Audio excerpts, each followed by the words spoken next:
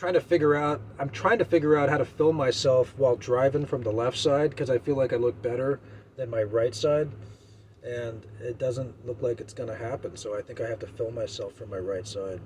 I'm not as pretty. There were some nasty people in the neighborhood. What can I say? I don't know. Oh my goodness. Oh dear. Because there's not many truck driving movies, you know. They've been getting demonized in the culture since like I think the 90s and 2000s. They're kind of moving against the American truck driver, you know. They used to be considered heroes apparently, like they used to be revered in movies, and then I don't know. They started making them a bunch of psychopath serial killer degenerates or something. I don't know.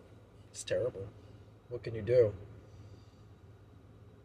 I don't know. I just drive my truck. Get off my truck. I don't get it. I really don't. I pulled up to a truck. No, I'm sorry. I was bobtailing into the gym once somewhere in like Indiana or like Missouri, and it was kind of raining out. And this woman, this middle-aged Caucasian woman, pulls up next to me, and she's in like a Corvette, and she had like these custom decals on it or something. I don't know. It was just this like ridiculously expensive like sports car, you know. Soccer mom pulls up, and she gestures to roll down the window. You know, like we have manual windows these days, right? So anyway, I roll it down, and actually, I wasn't in a particularly bad mood that day. Saying hi to me, so you know, I was like, "Well, that's nice." And I said, "Hey," and she goes, "I just want to thank you guys for all that you do." I guess when she said like "thank you guys," she was referring to like you know over the road truck drivers or people in that industry, and I was like, "Oh yeah, thank you, thanks, thank you." Yeah, I guess. Now, people do stuff like that. I can't tell if they're like patronizing or if they're serious. You know, it's like, well, it's not that big of a deal. And I'm like thinking like, are you on medication? Like, how long have you been seeing a psychiatrist for?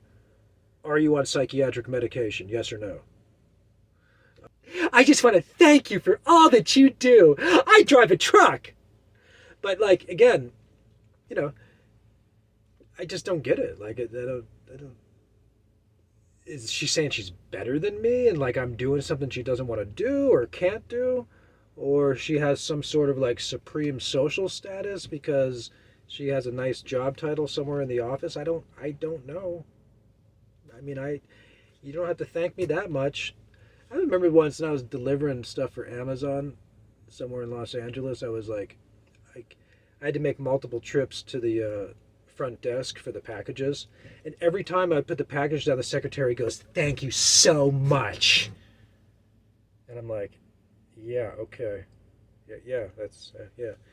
And I'm like, but I think by the third or fourth trip, I almost said to her, I was like, I mean, instead of thanking me, if it's that big of a deal for you, why don't you just come and help me with the boxes? I mean, I don't care, but don't pretend that I'm doing something great and like, I just don't, you know, people are twisted, man. Or maybe I got it all wrong. Am I wrong? Has anybody else experienced that? Thank you so much. I just want to thank you for all that you do. But I recognize that, you know, some people do thank you because I guess there is some people that they can't do what we do. When I say we, I mean like over the road truck drivers. And it is like a necessary job. Uh, and yeah, some people cannot do it. Some people prefer not to do it. Some people would not do it, you know. But some people cannot do it. So I don't mean to sound so like brash, but again, like sometimes people are just, you feel almost like when certain people like do that, they're patronizing you. You know? It's like the same thing like when you know you go into a store and like you know how people will hold the door open for you, but they kind of like you know, like they you know excuse like they make like a big deal about it. It's like who gives a shit? Or sometimes you just have to do like what other people want you to do. I open doors for people. I do. Yeah, that's how that works. I don't know. Somebody tell me. You know, when I talk about being homeless, for me, I was just being dramatic. I mean, I went through a short period of my life where I was between careers and interest and stuff like that. And, you know. Well, they were very angry people. They didn't have much to talk about. Yeah, but on the subject of the homeless, like, some of them really do have problems, you know. But it is, like, odd when you see, like, the middle class, the way they patronize the homeless people, you know, like, whether they're judging them harshly or giving them money, like they act like it's like a big deal, you know, like when they give them money or something. Oh, I feel so bad for them. I feel so bad for them. You know, I mean, let's face it. Like most people in our culture are like 2 weeks away from losing everything, right? So they're not that far much off from the person standing on the side of the street.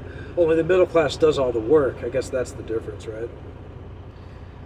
Oh dear, dear, dear, dear. I guess there's some pride in being middle class, right? When I say that, I mean socioeconomically. I pay interest. Look at my house and car.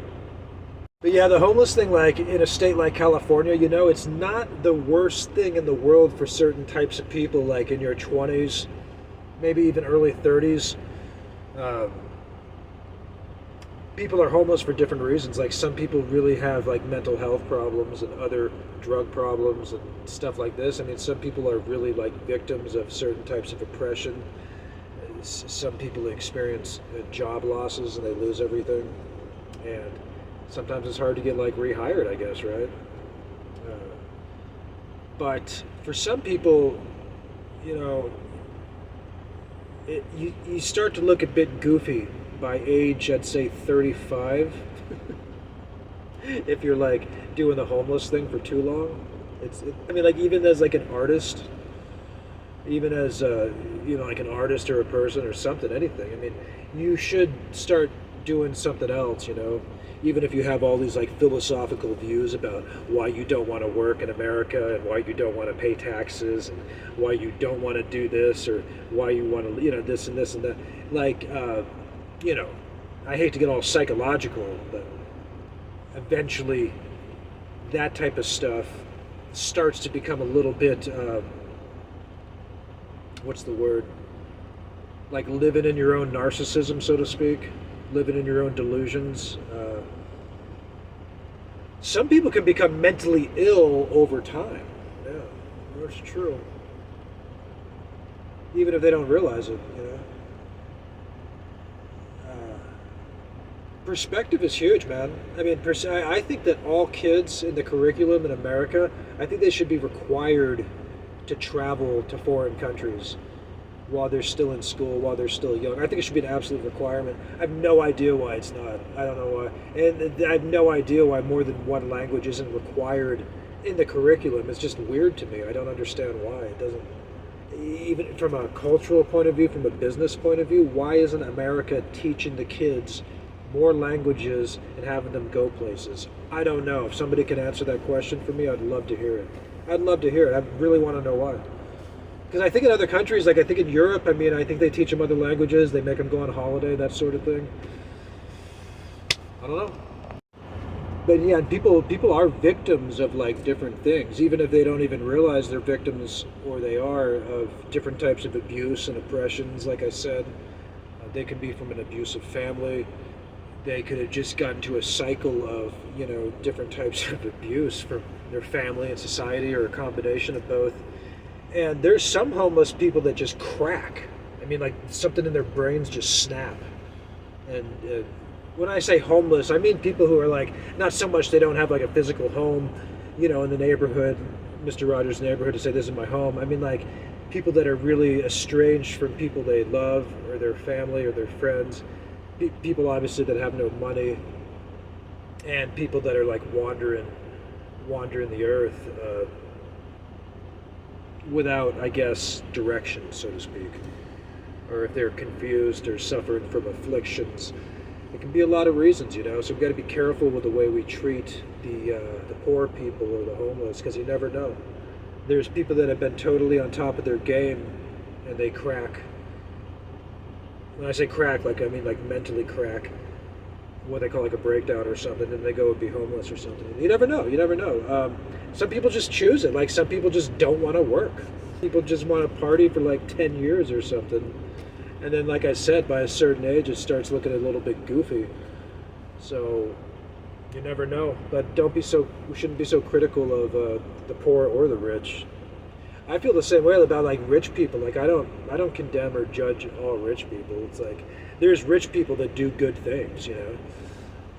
So it's kind of a thing of poor do that look at the rich and say they're all corrupt and this and that, but that's not true. That's not true. There's rich people that are very hardworking and they help a lot of people, you know. Some of them. So you never know. You never know what we're dealing with. I have no idea why I went on that tangent, by the way.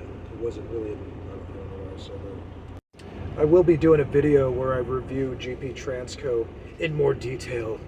Uh, uh, not now, but soon. Since I have worked with them for 3 years.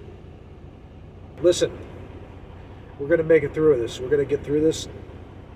We're going to drive 35,000 miles in the next 3 months, okay? We can do it. But like, people like my mom are like, honey, you shouldn't say bad things about yourself because people will use it against you. And maybe Mama Bear's right.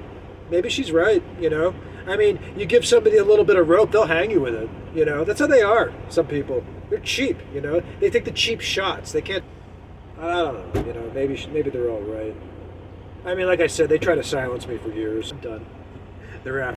So I will try to talk and stay on topic and talk a little bit about truck driving itself in the industry and what it's like to be an OTR truck driver, because I guess that's what the channel's about, other than me just talking about my life.